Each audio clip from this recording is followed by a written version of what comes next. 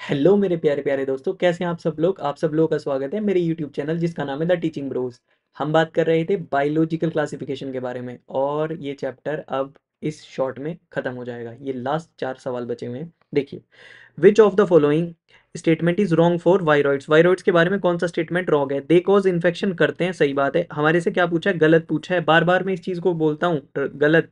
गलत और सही पहले पढ़ लें, क्वेश्चन में पूछ क्या रहा है, रॉन्ग पूछ रहा है। There RNA is of high molecular weight. नहीं भैया, हाई मॉलिक्यूलर वेट नहीं होता है। क्या होता है इनका? लो मॉलिक्यूलर वेट होता है। लो मॉलिक्यूलर वेट, एलएमडब्ल्यू मैंने शॉर्ट में लिख दिया है, तो बी हमारा आंसर हो जाएगा। रॉन्ग पूछा था। They lack a protein coat, ये भी सही बात है। They are smaller than viruses, सही बात है। नीट 2016 में आया था ये question. Select the wrong statement, फिर से रॉन्ग स्टेटमेंट पूछा है। The term contagium contagium vivum fluidum was coined by MW Beijerinck, बिल्कुल सही बात है। Mosaic disease in tobacco and AIDS in human being are caused by viruses, बिल्कुल HIV human immunodeficiency virus ads cause करता है। किसके अंदर? ह्यूमंस के अंदर। और मोजेक डिजीज टोबैको के अंदर भी वायरस कॉज करता है, TMV.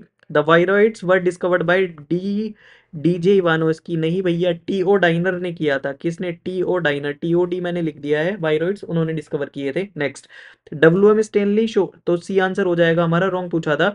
W M Stanley showed that viruses should be crystallise, ये भी सही बात है। अगला, which of the following shows coiled RNA strand and capsomeres, तो आंसर क्या होगा इसका? कोइल्ड आरएनए स्ट्रैंड और कैप्सोमियर में किस किस में दिखेंगे? टीएमवी में दिखते हैं, टोबैको मोज़ेक वायरस। और आपको एनसीईआरटी फिगर 2.6 ए, मुझे फिगर भी का नाम भी याद है, उसमें दिखा रखा है, आप वहां देख सकते हैं। फिगर 2.6 ए टीएमवी की फिगर है वो, टोबैको मोज़ेक वायरस की। अगला question, viruses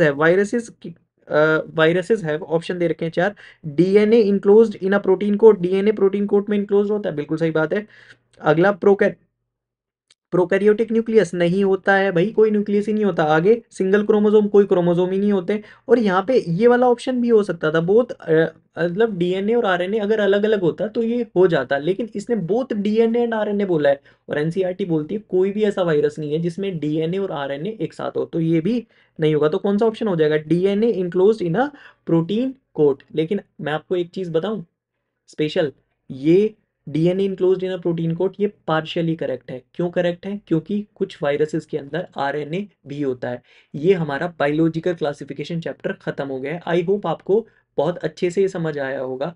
thank you so much for your patience listening.